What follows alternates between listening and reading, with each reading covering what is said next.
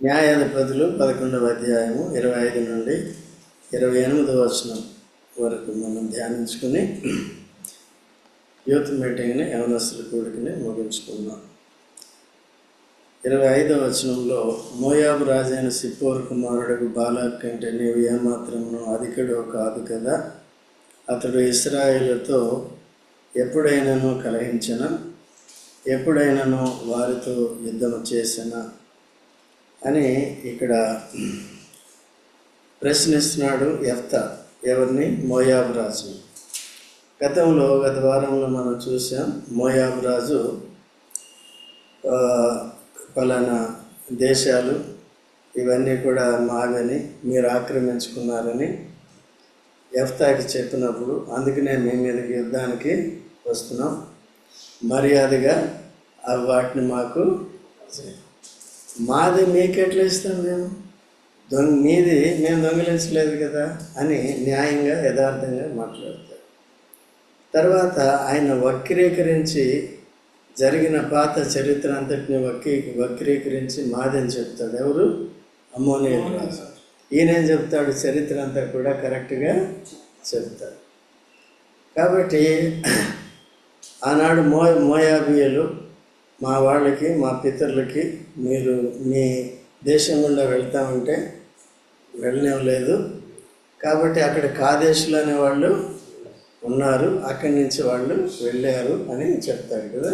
అది కాబట్టి ఈ దేవుని సేవ చేసేటప్పుడు మనం ఎవరితోనైనా సరే యథార్థంగా మాట్లాడాలి. శత్రువు ఎప్పుడూ కూడా వక్రీకరించి మాట్లాడుతూ ఉంటాడు, అబద్ధాన్ని వక్రీకరించి చెప్తూ ఉంటాడు. అట్లాగే హవ్వను కూడా ఏం చేశాడు? మోసగించాడు. ఇప్పుడు దేవుని బిడ్డలమైన మనలో ఈ వంకరతనం అనేది పోవాలి. వంకరతనం అంటే మాటలో, ఆలోచన విధానంలో వక్రీకరించటం ఉండకూడదు అన్నమాట. ఓకేనా? ఈ వక్రీకరించేదాన్ని యుక్తి అంటారు. దాంట్లో తెలివి ఉంటుంది. దొంగోడికి కూడా ఉంటుంది కదా. దొంగోడికి ఉన్న తెలివి మీకుందా లేదా? ఉంటే అది. కాబట్టి వాడికేంటి, ఎలా తాళం పగలగొట్టాలి, ఎలా చేయాలి అనేది ఉంటుంది. సో ఇప్పుడు మనం ఎప్పుడైతే యేసుక్రీస్తు ప్రభుని నమ్ముకున్నామో, పాట పాడుకున్నాం కదా, జబ్సే యేసు మేరా జీవన్ మే ఆయా, మేరా జీవన్ బదల్ గయా. ఎప్పుడైతే యేసు ప్రభు నా హృదయంలోకి వచ్చాడో అప్పుడు నా జీవితం అంతా ఏమైపోయింది? ఏం మారిపోయింది? ఆ వంకరతనం నుంచి, వక్రీకరించడం నుంచి, ఆ జీవితం నుంచి మారిపోయింది. ఇప్పుడు యేసుక్రీస్తు ప్రభు ఎవరు? యథార్థవంతుడు. సాతాను ఎవరు? వంకరుడు. ఏది మాట్లాడినా తిన్నగా మాట్లాడు, యథార్థంగా మాట్లాడు. వాడి దగ్గర నుంచి సత్యాన్ని అస్సలు ఎక్స్పెక్ట్ చేయలేదు. వాడికి కూడా సత్యం తెలుసు. ఎవరికి? సాతాను. సత్యం అంటే ఏంటి? దేవుని ఎరుగుదుడు. సత్యదేవుడు ఎవరు తెలుసు. ఆ సత్యదేవుడు చెప్పిన మాటలు తెలుసు. వాడికి బైబిల్ అంతా తెలుసు. ఆదామవ్వల దగ్గర నుంచి దేవుని వాక్యాన్ని వింటూనే ఉన్నాడు ఆయన కదా. మనం వింటూనే ఉంటాం, కానీ ఏం చేస్తున్నాం మనం? పోయిన వారం మళ్ళీ మర్చిపోతున్నాం కదా. అట్లా గుర్తుపెట్టుకుని దాని ప్రార్థనలు ఏం చేయాలి? మనం అభ్యాసం చేయమని పోయిన వారం కూడా చెప్పాం. సాతాను ఏం చేస్తాడు? అవని ఈ చెట్ట ఫలాల్లో దేన్నైనా దేవుడు తినొద్దని నిజంగా మీతో చెప్పిన అన్ని చెట్ల ఫలాలు తినొచ్చు, కానీ దీని ఫలం తినొద్దు. తినదేమో నిశ్చయముగా చచ్చిపోతామని ఉన్నది ఉన్నట్టుగా చెప్పేసింది. ఎవరండి? అమ్మాయి. ఎందుకు చెప్పేసింది? ఆమెలో యుక్తి లేదు. అప్పుడు యథార్థవంతులుగానే దేవుడు సృష్టించాడు, నరుల్ని యథార్థవంతులుగా చేశాడు కదా.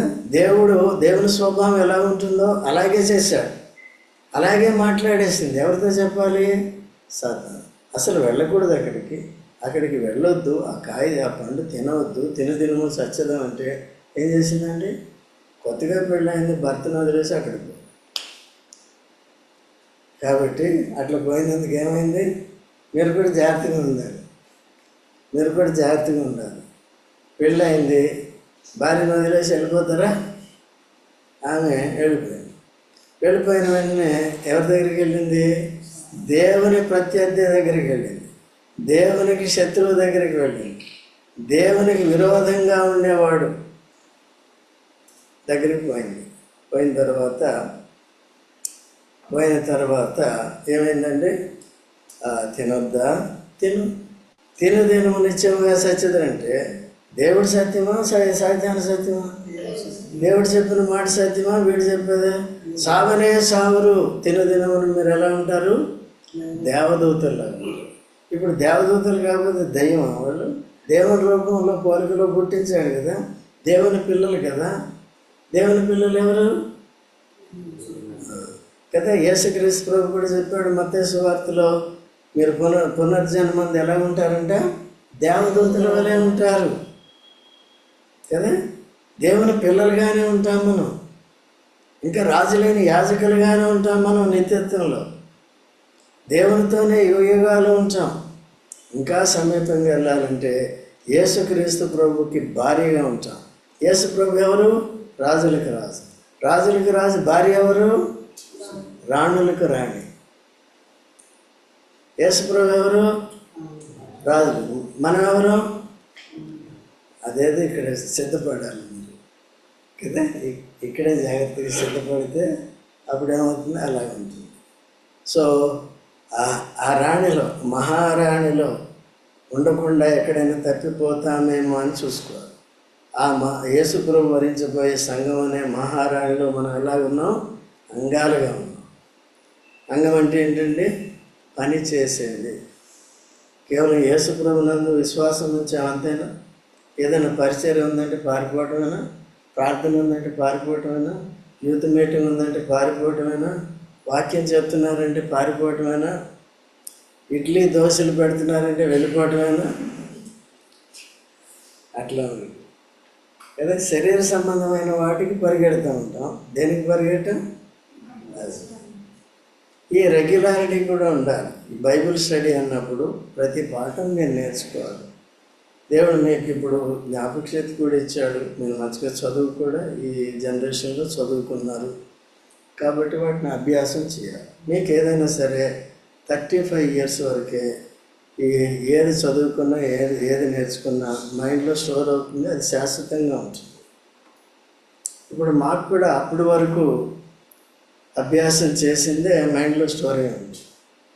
అందుకనే దేవుని దయ వలన ఎక్కువగా రిఫరెన్స్లు చూడవలసిన పని లేదు. ఆ రిఫరెన్స్లన్నీ కూడా ఎక్కడ ఫిట్ అయినాయి? మైండ్లో ఫిక్స్ అయిపోయాయి. అప్పుడు ఈ సబ్జెక్ట్ని బట్టి పరిశుద్ధాత్మ అవన్నీ గుర్తు చేస్తూ ఉంటాడు. పరిశుద్ధాత్మను బట్టి ఏంటి? ఆ సంగతులు మనకేం చేస్తాడు? జ్ఞాపకానికి తీసుకుని వస్తున్నాడు. అట్లా ఆత్మ స్వాధీనంలో ఉండేది కూడా నేర్చుకోవాలి, అభ్యాసం చేయాలి. ఓకేనా? అభ్యాసం లేని వాళ్ళు ఉన్నవాళ్ళని గుర్తించలేరు కొన్నిసార్లు. ఓకేనా? అందరూ అంతే అనుకుంటారు. అట్లా లేకుండా జాగ్రత్తగా వాక్యాన్ని ఏం చేయాలి? మనం నేర్చుకో. అందుకనే మిమ్మల్ని కంఠస్థం చేయండి అని చెప్తాను. రోజు మీకు మెమరీ వర్స్ పంపిస్తాను.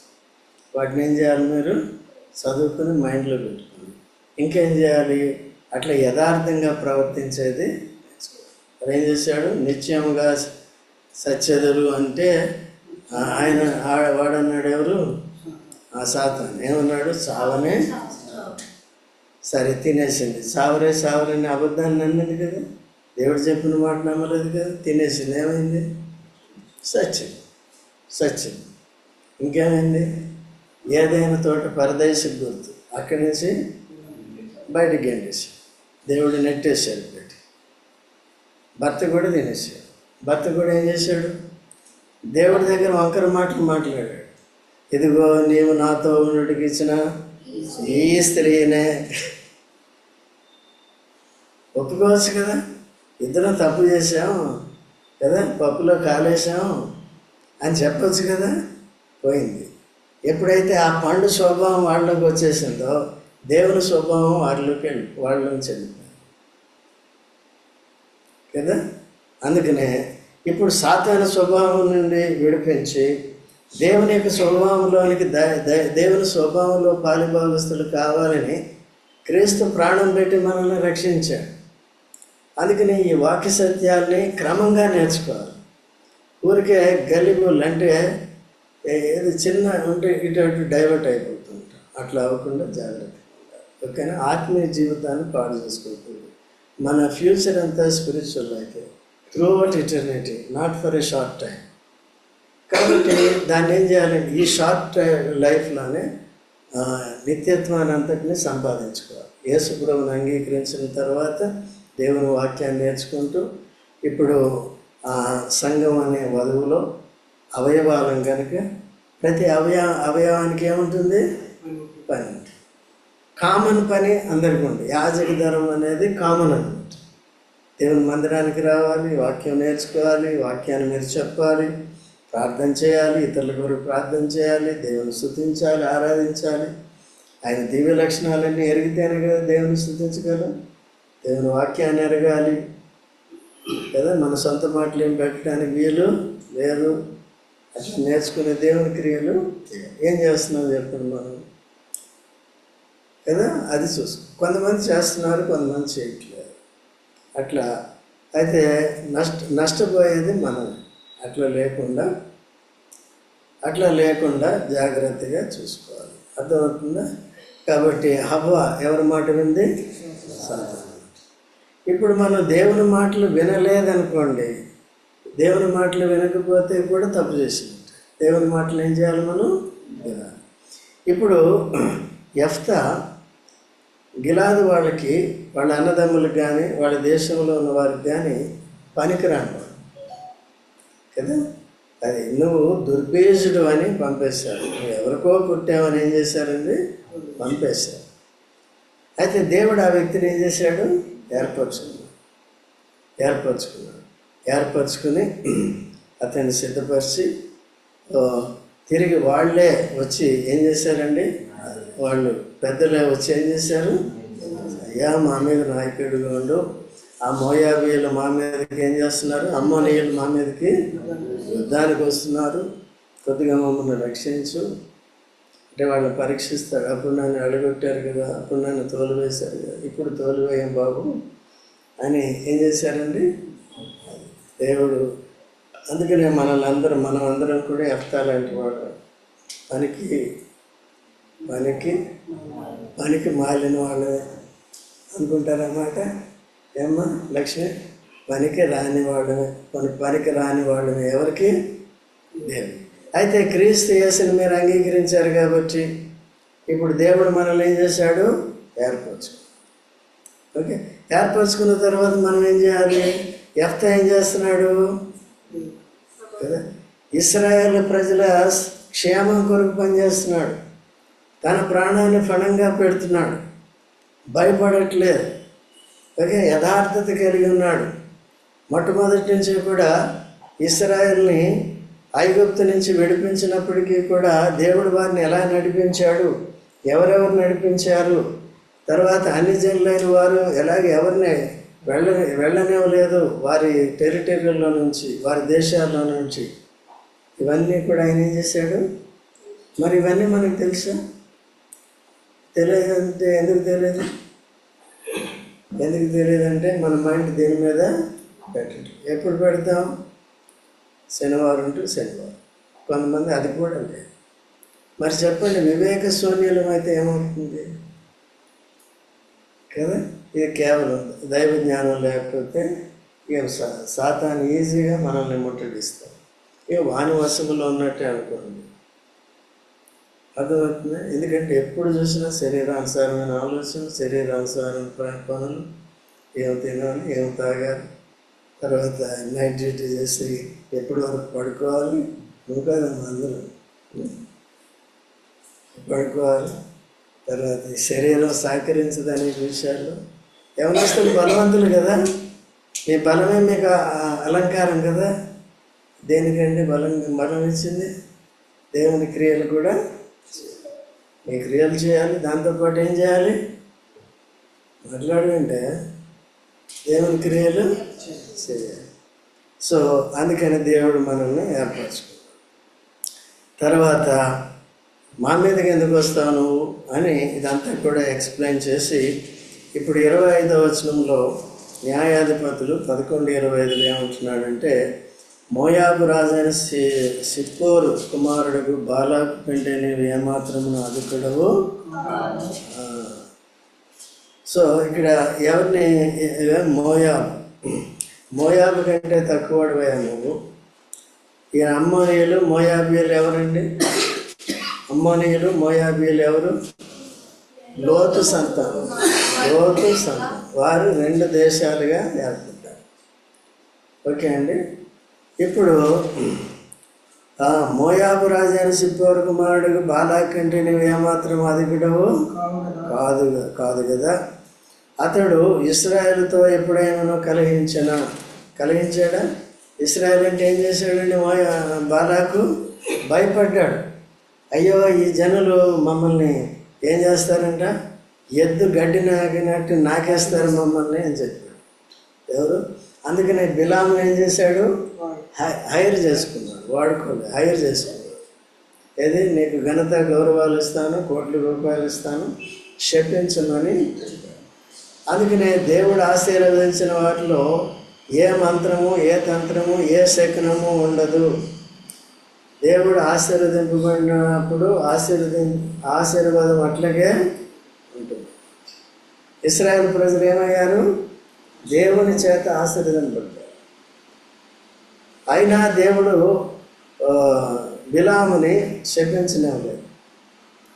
ఎన్నోసార్లు ఒత్తిడి చేసి నువ్వు పోవద్దని గాడిద ద్వారా బుద్ధి చెప్పినప్పటికీ పెద్ద గాడిదకి ఏమైనా అర్థమైందా? చెప్పినప్పటికీ పెద్ద గాడిదకి బుద్ధి రాలేదు. పెద్ద నువ్వు నేను బిలాం. వాక్యం చెప్పినప్పుడు వినకపోతే ఏం రానట్టు ఏమవుతాం మనం? పెద్ద గాడిద. అసలు గాడిద ఏమైంది? నోరు తెరిచి మాట్లాడు. అయినా ఆగాడా? డబ్బు మీద అంత ఆశ. ఇశ్రాయేల్ ఒక్కడు డబ్బు, ఘనత, గౌరవాలు సంపాదించుకోవటానికి ఇశ్రాయేల్ ప్రజలంతా నాశనం, విమోచనపడిన వారు నాశనం అయిపోతే చాలని కోరుకుంటున్నాడు. అయితే యేసు ప్రభుకి బిలాంకి తేడా ఏంటి? తన ఒక్కడి ఆస్తిపాస్తుల కొరకు, పేరు ప్రఖ్యాతుల కొరకు అందరూ నాశనమైన పర్లేదు. అయితే యేసు ప్రభు నేను నాశనం అయిపోయినా పర్లేదు కానీ ప్రజలందరూ రక్షింపబడారు, పరలోక రాజ్యం చేరారు. అంత త్యాగం యేసు ప్రభు చేశారు, సెలవులు అర్పించుకో. మరి దానికి మనం ఎంత విలువిస్తున్నాం? యేసు ప్రభు మనల్ని రక్షించడానికి, పరలోక రాజ్యానికి చేర్చడానికి అంత త్యాగం చేసినప్పుడు ఆ ప్లేస్లో బిలాం అంటే ఏమయ్యేది? ఆ యోధా ఇస్కరియోతులాగే. ఆ యోధా ఇస్కరియోతు ఇంకో పెద్ద బిలాం. ఈయనైతే పెద్ద కోట్లు ఆఫర్ చేశాడు కానీ ఎక్కువ. ఈయనకైతే 30 వెండి నాణేలు సరిపోతాయి.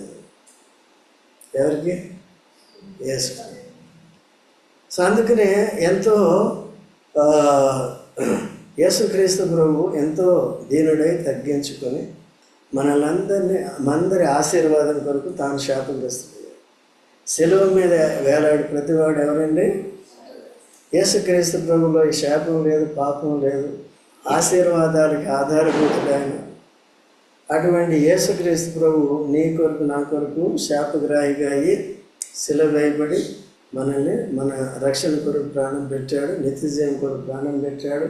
సాతాను అధికారం నుంచి విడిపించడానికి ఆ క్రియ చేశాడు. కాబట్టి మనం ఎట్లా ఉండాలి? జాగ్రత్త. మనల్ని కూడా ఇప్పుడు ఆశీర్వదించాడు కాబట్టి జాగ్రత్తగా నడుచుకునేది నేర్చుకోవాలి కదా. అయితే ఇక్కడ ఈ విషయాలు అతనికి తెలియజేస్తున్నాడు. ఆయనకంటే గొప్పవాడువా? మోయాబు రాజైన సిప్పోరు కుమారుడైన బాలాకు కంటే నువ్వు ఏమాత్రం అధికుడు కాదు కదా. అతడు ఇశ్రాయేలుతో ఎప్పుడైనాను కలహించినా, ఎప్పుడైనా వారితో యుద్ధము, కలహము లేదు, యుద్ధం లేదు. భయపడి ఏం చేశాడండి? బిలాముని అద్దెకి పెట్టుకున్నాడు. సో దాన్ని కూడా దేవుడు అనుమతించలేదు. సో ఈ సంగతి తెలుసుకో బాబు అని చెప్పాడు. ఇశ్రాయేలుతో కలహించకు, దేవుడు ఆశీర్వదించిన ప్రజలతో కలహించకు. అంతే. సాతాను కూడా మనతో కలహించకూడదు. మనలో ఉన్నవాడు లోకంలో ఉన్నవానికంటే గొప్పవాడు. Great is he who is in us కదా. ఎవరు? మనలో ఉన్నవాడు లోకంలో ఉన్నవానికంటే great is he who is in us. Great is he అంటే లోకంలో ఉన్నవాడు. Who is greater is he who is in the world. పోయిందండి, తర్వాత ఓకే. 4:3 ఉంటుంది, మొదటి యోహాను పత్రిక 4:3. తర్వాత చూసుకోండి, అవసరం లేదు. ఓకే అండి. తర్వాత ఏమాత్రమును అధికుడవు కాదు కదా. ఇప్పుడు ఏం చేస్తున్నాడంటే ఈ యుద్ధానికి వస్తానని ప్రగల్భాలు పలుకుతున్న మోయాబు అమ్మోనీయుల రాజు యొక్క శక్తిని ఏంటో తనకే మా దేవుడు గొప్పవాడు అని చూపిస్తున్నాడు. ఆ దినాల్లో బాలాకును కూడా ఏం చేశాడండి ఆయన? తన ఉద్దేశాలు నెరవేర్చుకోవాలి. మా దేవుడు ఎక్కడి నుంచి విడిపించాడు? బలమైన ఫరో రాజ్యం నుండి విడిపించినాడు. మధ్యలో కూడా ఎంతోమంది రాజుల్ని ఆటంకపరుచున్నాడు. తన ప్రజల్ని కాపాడుతున్న దేవుడు, నువ్వు కూడా వారిలో ఒకరు అయిపోతావు అనే రీతిగా ఏమవుతుందండి చెప్తున్నారు. ఇవన్నీ గుర్తు చేస్తున్నారు. ఓకే. కాబట్టి ఎప్పుడైనా వారితో యుద్ధం చేసిన ఇశ్రాయేలు 26 ఇశ్రాయేలీయులు హెష్బోనులోను దాని ఊర్లలోను, అరోయేరులోను దాని ఊర్లలోను, అర్నోను తీరముల పట్టణములన్నిటిలోనూ 300 సంవత్సరముల నుండి నివసించుచుండగా ఆ కాలమున నీవేళ వాటిని ఎందుకు పట్టుకోలేదు? అప్పుడు మా వాళ్ళు ఉన్నారు కదా, అప్పుడేం చేయలేదు? ఇప్పుడు వస్తున్నాడు ఎన్నో తరాల తర్వాత. అర్థమైందండి? అంటే వీళ్ళకి ఎవరు సరైన వాళ్ళు లేరు. అందుకనే నాయకుడు కూడా సరైన వాళ్ళు ఉండాలి. లేకపోతే ఏం చేస్తారు? యథార్థవంతులు లేకపోతే మందని పాడు చేసేస్తారు. మందంటే మనల్ని పాడు. అందుకని నాయకులు కూడా యథార్థంగా ఉండాలి. విశ్వాసులు కూడా నాయకులకు తగినట్టుగా, మన ప్రభువుకు తగినట్టుగా మనం సరిదిద్దుకొని జాగ్రత్తగా ఉండాలి. విశ్వాస లోపాలు కానీ ప్రవర్తన లోపాలు కానీ సరి చేసుకుని జాగ్రత్తగా ఉండాలి. తర్వాత ఇట్లుండగా నేను నీ ఎడల తప్పు చేయలేదు కానీ నీవు నా మీదకి యుద్ధమునకు వచ్చటం వలన నా ఎడల దోషము చేశాను. నేనేం చేయలేదు, నేను కాముగా ఉన్నా, నా దేశంలో నేనున్నా, కానీ చేసే తప్పెవరు? అక్కడ దేవుడు సర్పానికి ఎందుకు తీర్పు తీర్చాడు? తప్పు చేసింది ఎవరు? తప్పు చేసిన వారందరినీ దేవుడు ఏం చేస్తాడు? నువ్వు కూడా అంతే, కాముగా ఉంటే 4 రోజులు బతికి బట్టకట్టు. అయితే అనవసరంగా వచ్చావా, ఏమవుతుంది? దేవుని తీర్పులోకి వచ్చేస్తుంది. ఇప్పుడు అయిపోతుంది నీ పని అని ఆయనకి నెమ్మదిగా చెప్తుంది. ఎంత తెలివి ఉందండి ఈయనకి! ఇటువంటి వాడిని పనికిరావని ఏం చేశారు వాళ్ళు? దోషిస్తారు. కాబట్టి ఇట్లా దేవుడు ఏర్పరచుకున్నవారు యథార్థంగా ప్రవర్తించి తన కార్యాలు చేయాలంటే యథార్థత అవసరం. దేవుడు అటువంటి వారికి కావాల్సిన జ్ఞానాన్ని, తర్వాత సామర్థ్యాన్ని కూడా అన్ని విషయాలు కూడా ఇస్తారు. మనం కూడా అట్లా సిద్ధపడాలి. తర్వాత నా ఎడల దోషము చేసి ఉన్నావు, న్యాయాధిపతి అయిన యెహోవా నేడు ఇశ్రాయేలుకును అమ్మోనీయులకును న్యాయము. నేను కాదు న్యాయాధిపతిని, ఎవరండి? యెహోవా సృష్టికర్త, సర్వశక్తిమంతుడు, న్యాయవంతుడు. ఎవరిది తప్పైతే వారికి ఏం చేస్తాడు అని చక్కగా. ఆ దినాల్లో నెహెమ్యా కూడా తిరిగి వచ్చి దేవుని మందిరాన్ని బాగు చేస్తూ, ఆ తలుపులు కాల్చివేసిన వాటిని, ఆ గోడలు యెరూషలేము గోడలు కడుతూ వచ్చినప్పుడు శత్రువులు కూడా సన్బల్లటు, టోబియా, గెర్షోము వచ్చారు. వచ్చి ఏం చేశారండి? కుట్రతో కూడిన మాటలు మాట్లాడుతున్నారు, బలహీనపరుస్తున్నారు. అయినప్పటికీ నెహెమ్యా ఎట్లా మాట్లాడాడు? మీతో మాట్లాడే పని నాకు, నువ్వు రా, పని ఆపేసిరా, ఇక్కడ కాన్ఫరెన్స్ పెట్టుకుందాం అని ఆ పని ఆపేయాలని చూశారు. ఆగేరా? దేవుడు వారికి ఏం చేశాడండి? తోడుగా ఉన్నాడు. ఎందుకు తోడుగా ఉన్నాడండి? దేవుని కార్యాలు దైవికమైన విధానంలో చేయడం ద్వారా దేవుడు వారికి తోడుగా ఉన్నాడు. సో అలా ఇన్ని విషయాలు మనకు తెలిసినప్పటికీ అనేక సార్లు మనం ప్రభు కార్యాభివృద్ధి నందు ఆసక్తి కలిగి ఉన్నాం. మొట్టమొదటిగా ఈ విషయాలు సరిగా నేర్చుకోవటానికి కూడా ఆసక్తి చూపించాం. అందుకనే వీటిని సరిగా నేర్చుకోవాలి. ఇది మనం చదువుకున్నప్పుడు ఇంత డీటెయిల్డ్గా మనకు అర్థం కాదు, ఉన్నదే అర్థం కాదు. మెసేజ్ ఎక్కడికెక్కడికి వెళ్ళి అది వదిలేసేయండి. అసలు దీంట్లో ఈ 4 వచనాల్లో ఏమున్నది అనేది అర్థం చేసుకోవటమే ప్రాబ్లం. ఓకే, ఇప్పుడు అర్థమవుతుందా? అడుగుతాను ఇప్పుడు. కొంతమంది అంతా అంటారు, విన్న తర్వాత ఏమైంది, దానికి ఏమైందంటే ఏమవుతుంది? రాముడికి సీత ఏమైంది అన్నారు. ఏమైంది? సరిగ్గా మైండ్లో ఎక్కకపోతే ఏమో తెలియదు. సో అందుకే సరిగ్గా వినాలి. తర్వాత 28వ వచనం, అయితే అమ్మోనీయుల రాజు యెఫ్తా తనతో చెప్పిన మాటలకు ఒప్పుకుంది. అవ్వ సాతాను మాటలకి ఒప్పుకుంది, నాశనం. ఈయన ఏం చేశాడండి? ఇప్పుడు ఒప్పుకుంది. ఆనాడు నెహెమ్యా కూడా ఏం చేయలేదు? ఒప్పుకోలేదు. యేసుక్రీస్తు ప్రభు కూడా ఒప్పుకోలేదు. వేషధారులు చెప్పిన మాటలను ఒప్పుకోలేదు. ఎదిరించిన వారి మాటల్ని ఒప్పుకోలేదు. సిలువ వేసినా సరే అది సత్యానికి కట్టుబడి. దేవుని బిడ్డలమైన మనము ఈ సత్యంలో ఈ రీతిగా జాగ్రత్తగా యథార్థంగా ఉండి సాతానుతోనూ లోకముతోనూ మన శరీరంలో ఉన్న ప్రాచీన స్వభావంతోనూ పోరాడి జయించి మన యేసుప్రభు 2వ రాకడ కొరకు, మన పోకడ కొరకు సిద్ధపడాలి. ఏదో ఉన్నాను అన్నట్టుగా కాకుండా క్రీస్తు యేసు శరీరములో నీవు నేను అంగాలమైతే మనం పరిచయం చేయాలి. ఒకటి యాజక ధర్మం చేయాలి. అందరికీ కామన్. స్త్రీలే కానీ, పురుషులే కానీ, యవనస్తులే కానీ, ముసలిలే కానీ అందరికీ ఇది కామన్. ఫిజికల్ లైఫ్కి రిటైర్మెంట్ ఉంది కానీ స్పిరిచువల్ లైఫ్కి రిటైర్మెంట్ లేదు. బతికున్నప్పుడు ఉంది, చచ్చిపోయిన తర్వాత కూడా సర్వీస్ కొనసాగుతుంది కొత్త నిబంధన ప్రకారం. అర్థమైందండి? బతికున్నప్పుడు ఇప్పుడు ఏం చేయాలి మనం? బతికున్నప్పుడు చేయకపోతే చచ్చిపోయిన తర్వాత నిత్యత్వంలో చేస్తానంటే ఏం చేస్తావు కదండి? అందుకని బతుకున్నప్పటి నుంచి ఏం చేయాలి? ఎన్ని వారాలు అయింది వచ్చి? అట్లే ఏం చేయాలి? ఇది ఇంటిగ్రిటీ ఉండాలి, కమిట్మెంట్ ఉండాలి. ఓకే అండి? శరీరం సహకరించదు కాబట్టి మంచి చెట్లు తెలుగునిచ్చే వృక్షం దగ్గరికే తీసుకుపోతూ ఉంటుంది, లోకం వైపే తీసుకుపోతూ ఉంటుంది. కాబట్టి జాగ్రత్తగా ఉండాలి. ప్రార్థన చేసుకుందాం.